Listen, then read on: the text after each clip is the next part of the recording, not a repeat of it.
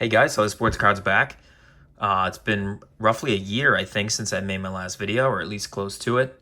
Um, I've been picking up a few things here and there. Life's been busy. I had a baby girl in October of last year, so uh, my time has been limited for sure, and then my budget as well too. But um, just slowly picking up a few things here and there that I see when I see it. A lot of things I've seen I had to pass on. Just the market's getting crazy. It really is. Things are going up.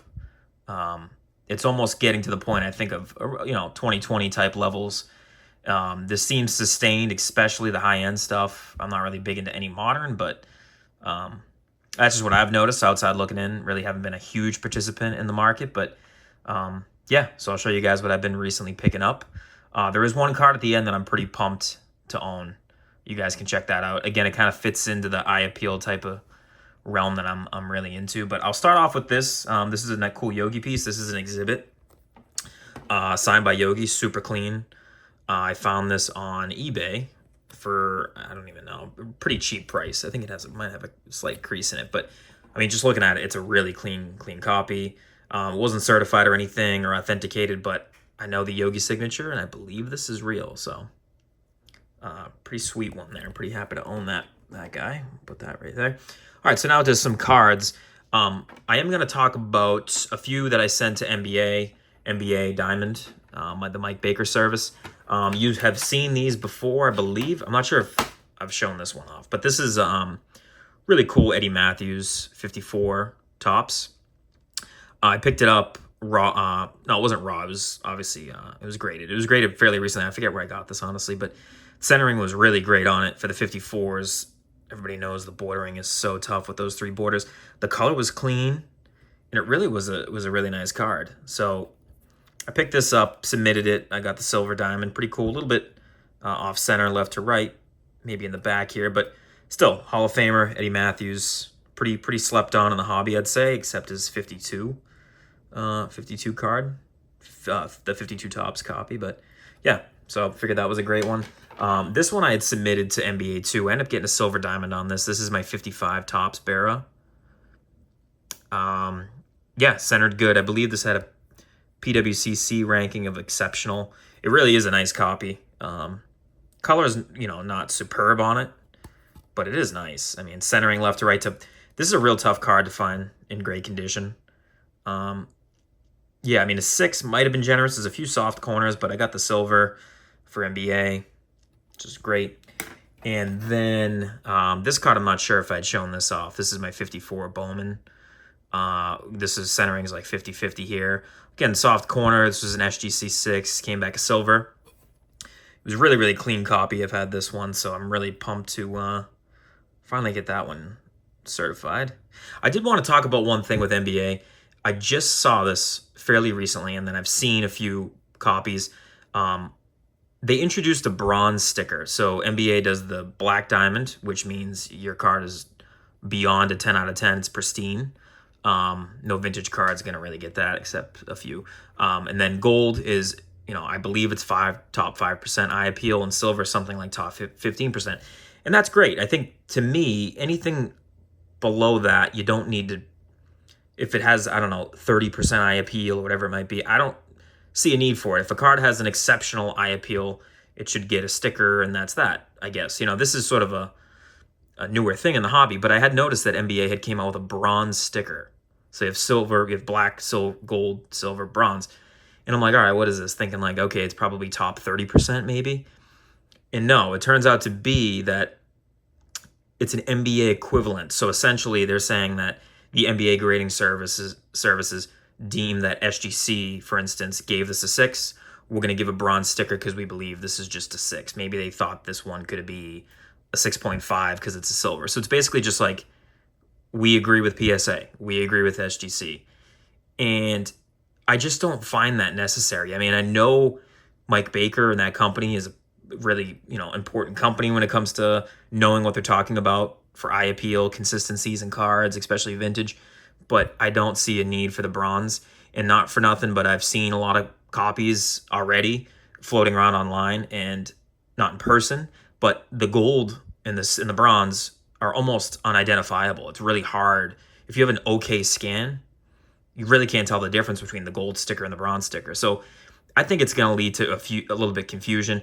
And again, I am up for change. I love change. I think this is a cool aspect of the hobby, the whole eye appeal thing. But that's a change that I'm not sure they should have implemented. That's just my personal opinion.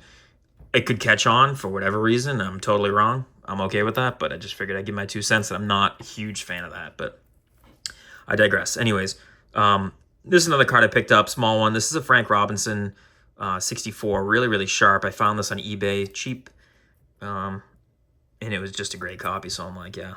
Centering was absolutely fantastic. Coloring, fantastic. No fish eyes. Really great card. Nice eye appeal card.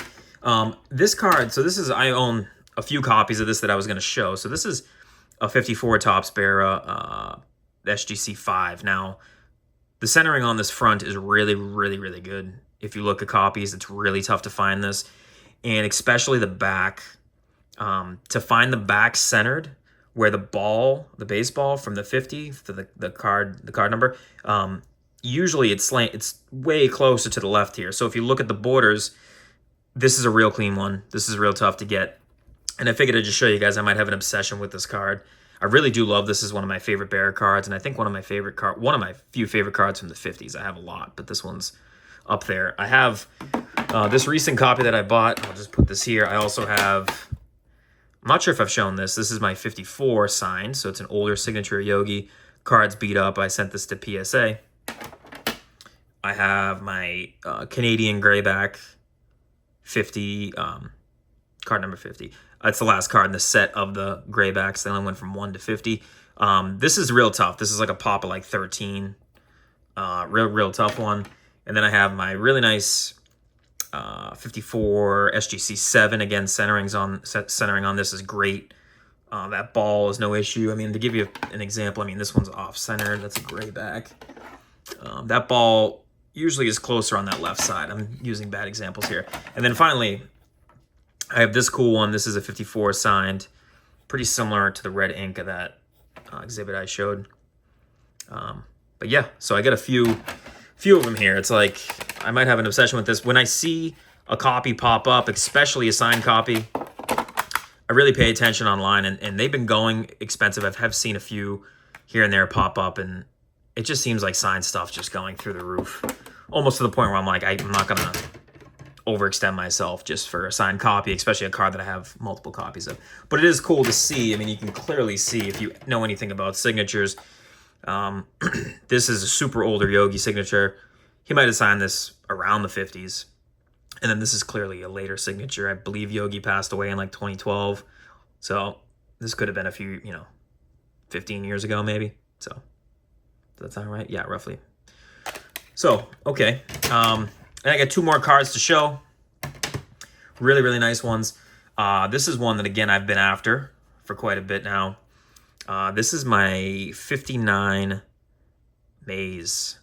I want to send this one into MBA to see what designation it's going to get.